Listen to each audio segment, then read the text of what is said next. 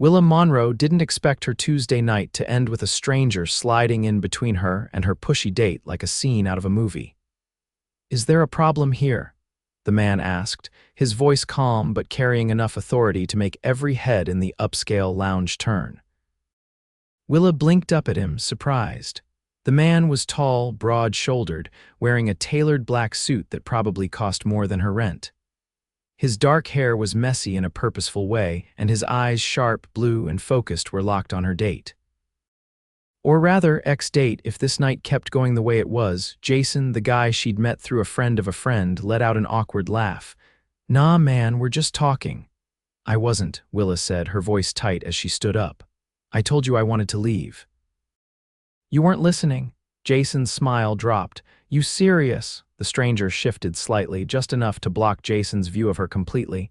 "She said no, I heard it. So maybe you should walk away before things get embarrassing." Jason scoffed but backed off, muttering something under his breath as he grabbed his coat and stormed out of the lounge. Silence hung in the air for a second before the man turned back to her. "You all right?" Willa nodded, still stunned. "Yeah, I just didn't expect a rescue mission tonight." He gave a small smile. "You looked like you needed one," she exhaled, heart still racing. "Thanks, seriously." "Anytime." She paused, then tilted her head. "Do you always insert yourself in strangers' dates?" He chuckled. "Only the ones going badly." There was something about him aside from the obvious wealth and confidence that felt grounded, like he wasn't just playing hero for fun.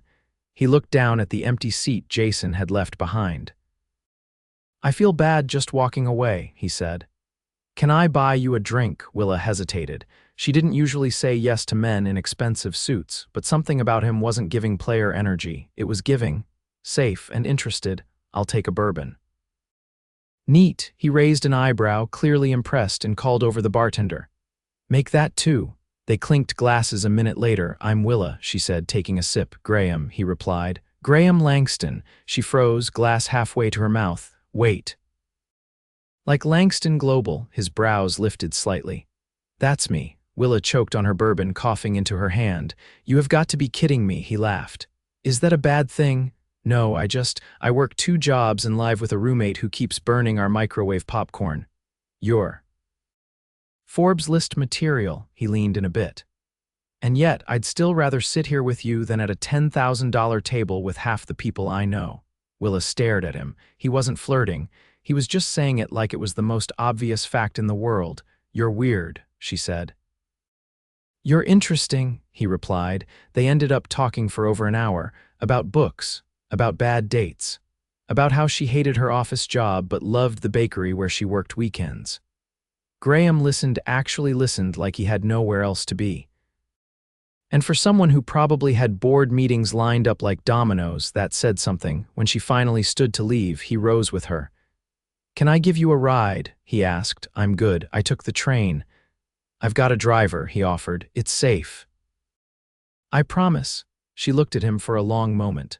"Okay," she said, "but only if you don't try anything." He raised a hand. "Scout's honor." The black SUV waiting outside was sleek and quiet. The driver opened the door and Graham helped her in like it was standard behavior. When they pulled up outside her building, a modest brick walk-up in Brooklyn, he glanced at her. "Can I see you again?" Willa blinked. "You're serious?" "Very," she bit her lip. "Okay," he grinned. Tomorrow," she said, stepping out. As she walked up the steps to her building, she turned to look back. Graham was still watching her from the car, his expression soft, like he hadn't expected the night to go the way it did either, and neither had she. The next day, he took her to a rooftop restaurant overlooking the city skyline. There were candles, a private table, and a view that made her feel like they were floating above the world. He didn't rush, didn't check his phone once, just kept asking her questions, listening, smiling. "You don't seem like the billionaire type," she said halfway through dessert. "And what's that supposed to mean?" he teased, cold, distracted, probably married to their job. "Well," he said, leaning closer, "I'm not married to anything." She blushed, caught off guard. "You're really not like I expected." He tilted his head. "How did you expect me?" "I don't know, arrogant, kind of fake," he smiled. "I try to keep things real." Willa stared at him, her heart thudding harder than it should have. "Why me?" His eyes didn't waver.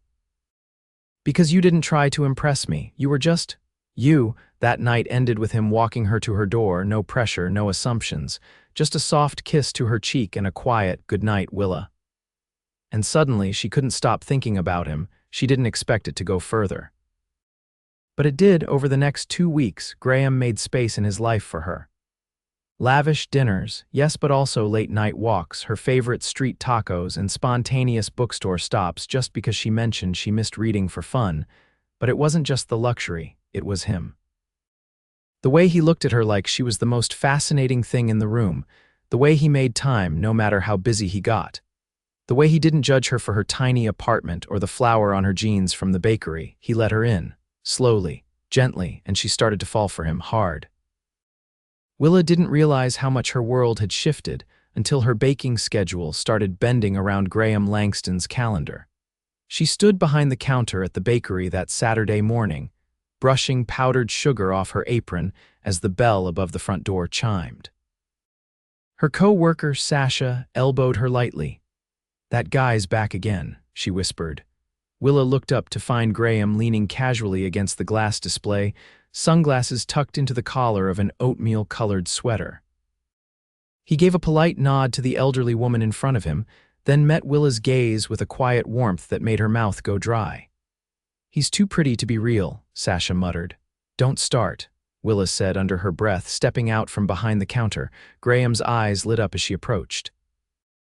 "You said the cinnamon rolls are best fresh. I figured I'd test your theory." "You're here for cinnamon rolls?" she asked, folding her arms. "That and I might have missed your face." Willa flushed and glanced back toward the kitchen. "I'm still on shift for another hour." "I know." "I brought a book. I'll wait," she blinked. "You're going to sit here and read?" He pulled a slim hardcover from the inside of his coat. "Thought I'd give your favorite author a try."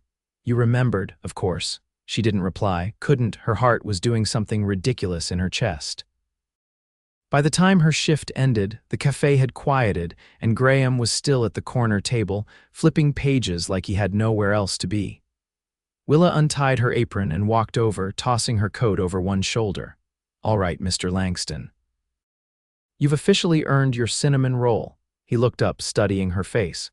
"Have dinner with me tonight, somewhere new." She narrowed her eyes. "Define new, Paris." She laughed, thinking he was joking, but his expression stayed unchanged. "You're serious?"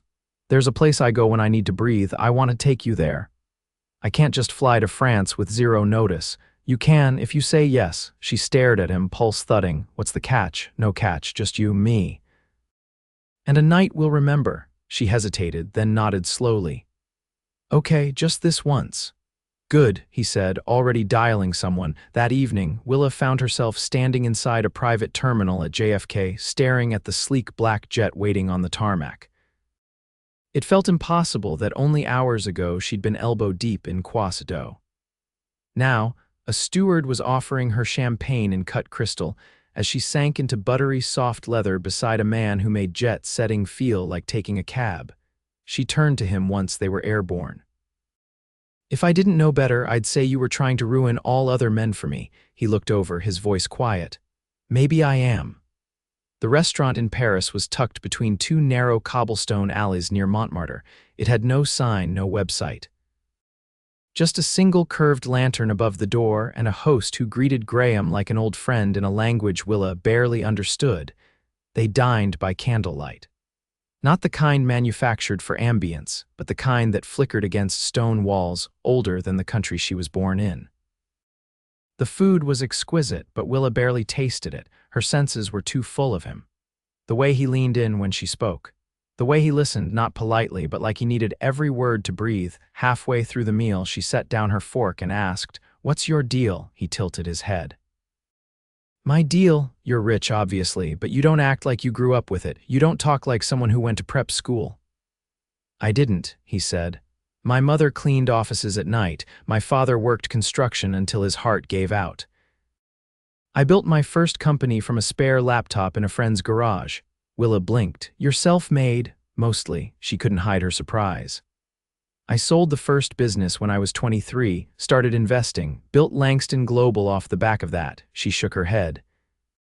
"That's not the version of you people think they're seeing when you walk into a room. People see what they want." And what do you want them to see? He looked at her for a long moment. Lately, just you. The air shifted between them. Willa swallowed.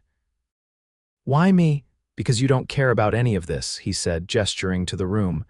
You're not impressed by money or impressed by me. You challenge me. You're not afraid to tell me when I'm being ridiculous. I've never had someone just invite me into their life like this. I've never wanted to, until now. Later, they walked along the Seine beneath a navy sky dusted with stars. He pulled off his coat and draped it over her shoulders when he noticed her shiver. She looked out over the water. What happens when this stops making sense? He stepped closer. Then we make new rules. She turned to face him, her breath visible in the night air. I don't want to be someone you escape with. I want to be someone you build with. His voice dropped. Willa, I didn't bring you here to escape. I brought you here because everything feels clearer when I'm with you. Her eyes searched his. You're not just saying that to win me over. I wouldn't waste either of our time. She nodded once, then reached for his hand. They flew back just after sunrise, her head resting against his shoulder, his fingers laced through hers. But by Monday, reality came crashing in.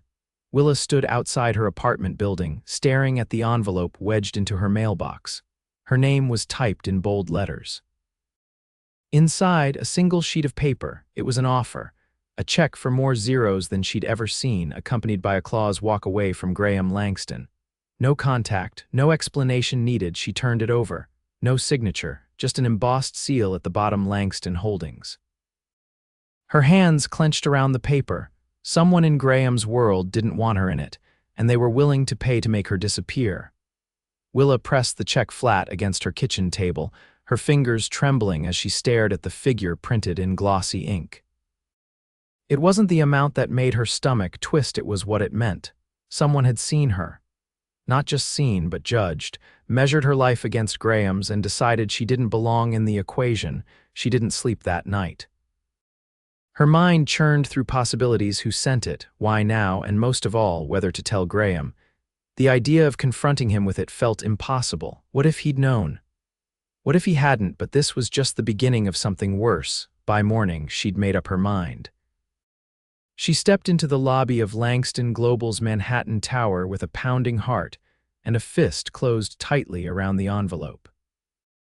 The receptionist didn't ask her name apparently. She was already on a list, and within minutes, she was ushered into a private elevator that carried her up 42 floors in silence. The doors opened to a suite of glass walls, dark wood, and understated elegance. Graham stood by the floor-to-ceiling windows, jacket off, sleeves rolled, phone pressed to his ear. He glanced over, eyes lighting up the moment he saw her. "I'll call you back," he said into the phone before clicking it off. "You didn't say you were coming by," he said, crossing the room. "I didn't plan to," Willa replied, holding the envelope up between them. "This showed up at my apartment." Graham's expression changed instantly. He took the envelope, pulled out the paper, and read it once.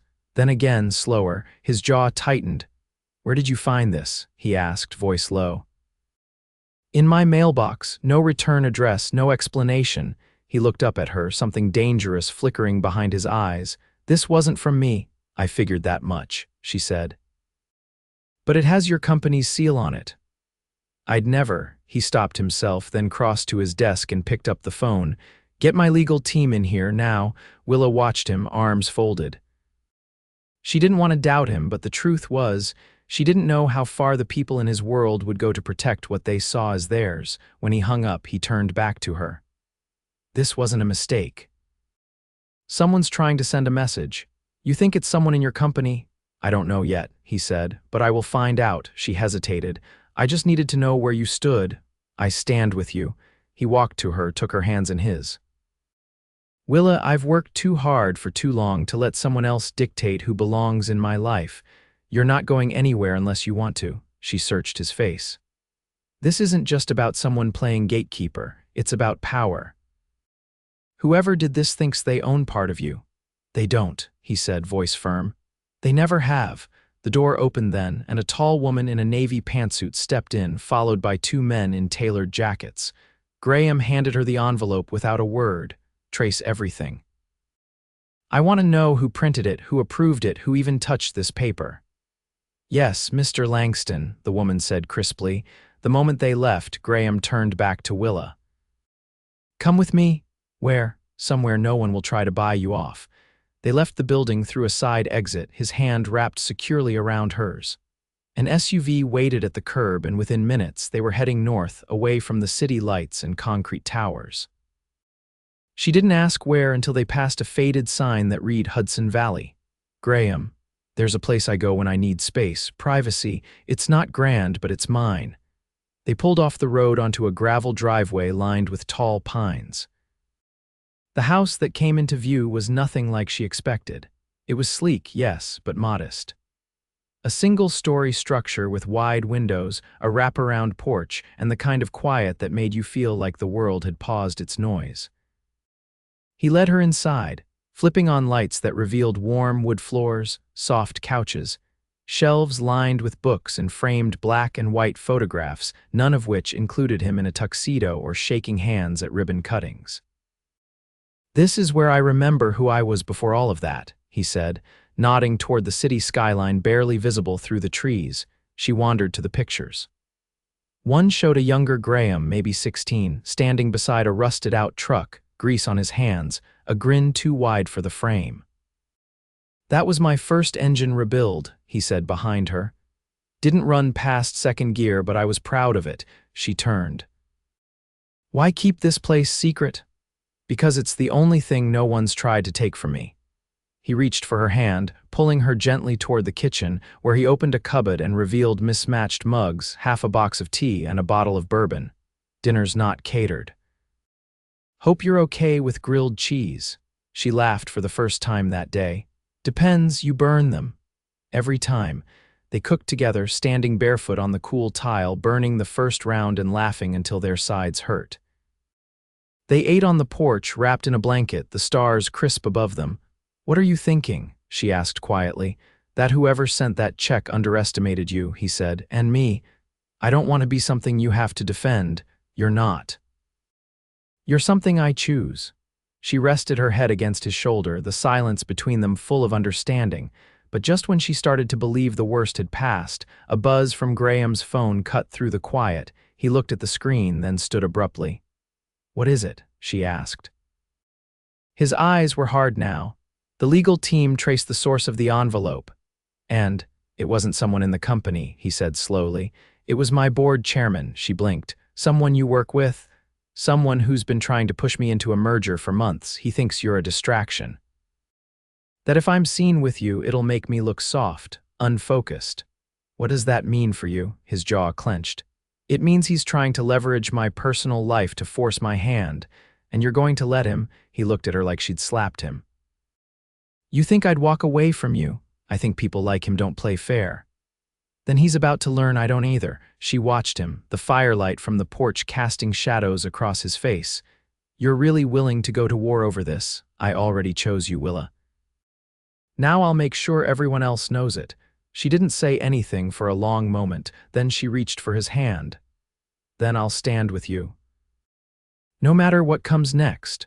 The boardroom was silent, every seat filled, every eye fixed on Graham as he stood alone at the head of the long, polished table. The city skyline stretched behind him, but he didn't glance at it. His attention was locked on the man 3 seats down Douglas Fairchild, board chairman and architect of the backroom betrayal that had landed a check in Willa's mailbox like a slap across the face. Graham addressed the room without a hint of apology. There will be no merger, he said, voice cutting clean through the tension. And my personal life is not a point of negotiation. Douglas leaned back, unfazed. This isn't about your personal life, it's about optics. Your decisions affect our valuation, our stakeholders. If you appear distracted, I'm not distracted, Graham cut in. I'm focused, and what distracts this company is cowardice masquerading as strategy. Murmurs stirred, but no one dared interrupt him. Douglas's smile was tight. You're making this emotional. No, Graham said. You did. When you decided to attack someone outside this room because you didn't have the guts to come at me directly. Douglas's face hardened. Graham reached into the folder beside him and pulled out a glossy report. I've already spoken to legal and compliance. What you did having a document issued under our company's seal without board approval is grounds for immediate removal. You think you can push me out? Douglas asked, voice rising. I don't think, Graham replied. I know. He turned to the rest of the board. Effective immediately, I'm calling for a vote of no confidence. I've secured the backing of 70%. If anyone here wants to challenge that, now's the time. No one spoke. After a long pause, Douglas stood, jaw clenched, and walked out without a word. Graham didn't sit until the door closed behind him. He didn't feel triumphant. He felt ready. Later that evening, he stood outside Willa's building, bouquet in hand, white orchids and soft yellow ranunculus, ones she once mentioned reminded her of her childhood garden. She answered the door in a loose cardigan and jeans, her hair tied back, a pencil tucked behind one ear. Are those for me? She asked, voice quiet. They better be, he said, stepping in. She took them, eyes scanning the arrangement. You remembered? I remember everything, he said. Including the exact moment I realized I loved you, she stilled. It was the night you burned your fingers on that cast iron pan and still refused to let me finish cooking, he continued. You were stubborn and proud and trying not to cry, and I thought, God, I'm already gone for her. She set the flowers down slowly. Graham, I've never said that to anyone before, he said. Not once, but I'm saying it now. I love you, Willa Monroe. I'm in love with you. And I don't care what the world thinks. She blinked hard, her lips parting, but no words came out. He stepped closer. You don't have to say it back. I just needed you to know. She let out a shaky laugh. You think I don't love you? He stopped breathing. I've been trying not to, she said. Because everything about you feels impossible. You're too much, too fast, too intense. But then you look at me like I'm the only thing that makes sense, and I can't pretend anymore. He reached for her hand. Willa, I love you, she said, voice steady now. I love that you never backed down. That you didn't try to protect me by pushing me away. I love that you fight for what matters, even when it's messy. He pulled her into his arms, holding her like he'd never let go, and she buried her face in his chest, laughter and tears tangled together. I want to build a life with you, he said into her hair. Not a fantasy, a real life. One where we argue about burnt toast and forget to fold laundry but still wake up next to each other knowing we chose this. I've never had anything like this, she whispered. Neither have I, he said. Later that week, Graham invited her to an art gallery opening downtown. He didn't tell her it was an exclusive event showcasing pieces from a private collection he'd quietly curated over the years. The space was minimalist, lit by soft spotlights and filled with murmurs from New York's elite. But the centerpiece of the gallery was a new installation. A single oil painting of a woman standing alone in a bakery, sunlight catching the flower on her cheek. Willa stood frozen in front of it. That's me, she breathed. He stepped beside her. Painted by a friend in Paris. I gave him a photo I took when you weren't looking. She turned to him, stunned. You did this? I wanted people to see you the way I do, he said. The heart of it all, tears welled in her eyes, but she didn't look away. You're ridiculous. I'm in love, he said. It tends to inspire ridiculous things. The following month, he took her to the Hudson Valley house again, but this time it was different. He'd made changes. A new kitchen island for her baking experiments, a sun-filled studio she could turn into whatever she wanted, a garden already half-planted with the flowers she grew up loving. And in the middle of the porch, surrounded by string lights and the scent of fresh pine, he dropped to one knee. No speeches, he said. No pressure, I just want to spend forever proving that loving you wasn't an accident, it was everything I didn't know I needed. She didn't hesitate. Yes, she said, tears slipping down her cheeks. Yes, 1,000 times. They married in the orchard behind the house, surrounded by only those who mattered. No press, no spectacle. Just vows whispered under a canopy of trees, and a kiss that felt like the beginning of something wild, beautiful, and entirely their own. And when the world eventually demanded their attention again, they faced it together hand in hand, no longer afraid of what others saw. Because from the moment Graham Langston stepped between Willa and a man who wouldn't take no for an answer, everything changed, and neither of them would ever be the same. The morning sun filtered through the tall windows of their Hudson Valley home, casting a warm glow across the hardwood floors. Willa stood barefoot in the kitchen, a mixing bowl balanced on her hip, her eyes narrowed as she examined a new recipe pinned to the cabinet. The scent of orange zest and cardamom filled the space, blending with the soft hum of classical music playing from the record player Graham had restored himself. Behind her, Graham leaned against the doorframe, arms crossed, watching her with a quiet intensity. "You're measuring everything with your eyes again," he said. She didn't turn around. "That's because this cookbook is written for people who believe in rules. I believe in instinct." He stepped closer, brushing his hand across her lower back. "You also believe in making a mess." She pointed at him with a batter-covered spoon. "And you believe in pretending you don't like it." He kissed her temple, then reached for the coffee pot. "You're right. I love every chaotic second of it." They ate breakfast on the back porch, the early autumn air crisp, gold leaves beginning to drift from the trees. Willa had insisted on planting rows of wildflowers beyond the garden, and now butterflies danced through the last of the lavender and foxglove. The sight of it made something inside Graham settle, like he'd finally found the place he was meant to be. She watched him over her mug. "You've been quiet today. I've been thinking. Dangerous." He gave her a look. "I've been offered a keynote at the World Economic Summit in Geneva." Her brows lifted. "That's big." "I turned it down." She set down her cup. "Why?" "Because I've spent years chasing things that looked good on paper. I don't need that anymore." "You don't want to speak." "I want to build something here, with you. I've already started transferring my responsibilities. I'm stepping back by the end of the year." She stared at him. "You're serious?" "I can run what matters from here. And I'm done letting other people dictate how I spend my life." Willa leaned back in her chair, stunned. "You're dismantling your empire." He reached for her hand across the table. "No, I'm reshaping it." Later that afternoon, they drove into town for the local harvest festival. Willa had been helping organize the bake-off and insisted on entering anonymously. Graham had grumbled about the entry fee and then handed her a wad of cash without blinking. As they walked through the booths, she pointed out familiar faces and new ones, all of whom greeted Graham like he'd lived there for years. At the judging table, the mayor lifted a silver fork and took a bite of a delicate, citrus-glazed olive oil cake. "Entry number 12, he said after a long pause, "is criminally good." Willa tried to suppress her grin. When her cake won first prize, Graham lifted her onto his shoulders like a triumphant boxer. "That's my wife," he shouted, drawing cheers from the crowd. "You weren't supposed to tell," she laughed, her arms wrapped around his neck as he spun her once in the crisp air. "I can't help it," he said. "You're my favorite brag." That night they laid out on a blanket in the backyard, watching stars edge across the velvet sky. Willa nestled into his side, her fingers tracing idle patterns along his chest. "I never imagined any of this," she whispered. "What part? Having a life that feels whole, like I'm not waiting for it to fall apart." He turned toward her, brushing her hair away from her cheek. "It won't. You sound so sure."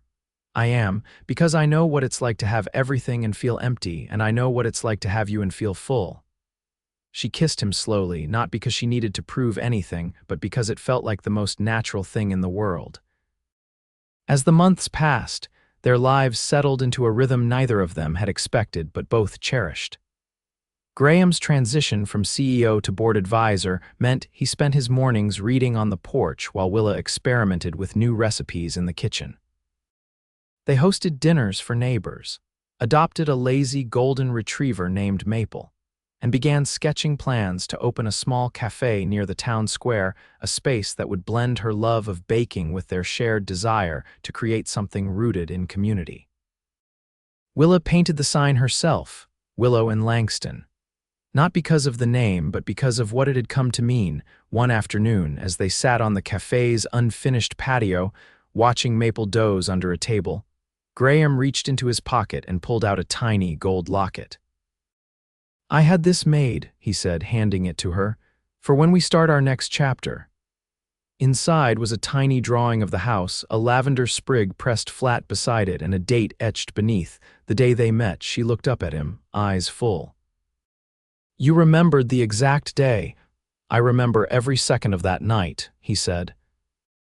And I'll remember everyone after. Years later, when the cafe had become a staple of the town, and their lives were filled with laughter, flower-dusted mornings, and quiet nights under the stars, people still whispered about how Willa Monroe had gone from working 2 jobs to building a life with one of the most powerful men in the country. But to Willa, all of that was just noise, because what she'd really found wasn't wealth or fame. It was a man who saw her completely, who chose her without hesitation, who built a home not around his fortune but around their love, and Graham, he never once looked back. Because the moment he stepped between her and a man who didn't listen, he hadn't just changed her life, she'd changed his forever.